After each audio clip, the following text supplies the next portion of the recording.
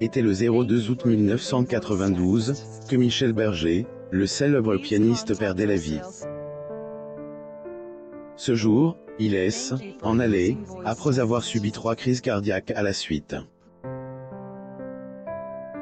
Zoom sur cette histoire. Était lors des un net comme les autres, que le monde avait appris une terrible nouvelle. En effet, le 02 août 2021, Michel Berger avait perdu la vie, dans une terrible crise cardiaque. Des années après, Amo Mama vous propose de revenir sur cette triste histoire, qui continue assombrir l'histoire du monde. Michel Berger. Photo Getty Images en pleine vacances, il avait décidé de prendre des vacances avec ses amis, et sa compagne France Gall. Est ainsi que tous se retrouvaient réunis le 02 août 1992, dans la maison des du chanteur, dans le Var. Le petit groupe avait ainsi décidé de faire un peu de sport, et de jouer au tennis. Ce jour-là, Michel était confronté à Marie-François Buard, qui était à elle, époque la femme du journaliste de France Télévisions, Gérard HLDZ. Michel Berger et France Gall en juin 1992. Photo. Getty Images. Si pour un début où tout se passait bien, très vite, Michel avait commencé à présenter des signes de fatigue.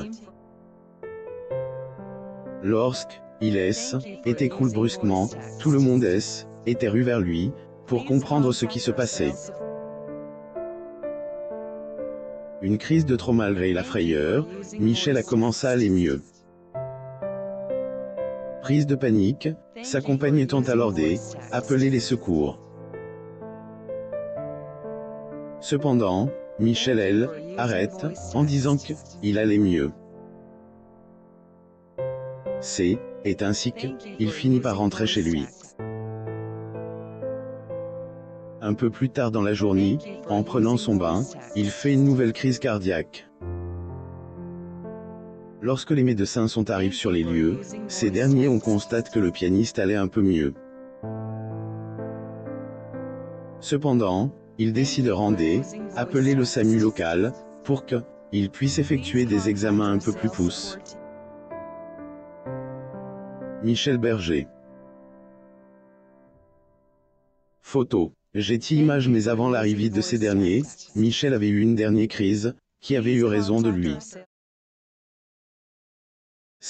Était aux environs de 21 heures, que le pianiste avait quitté ce monde, à âge de 44 ans.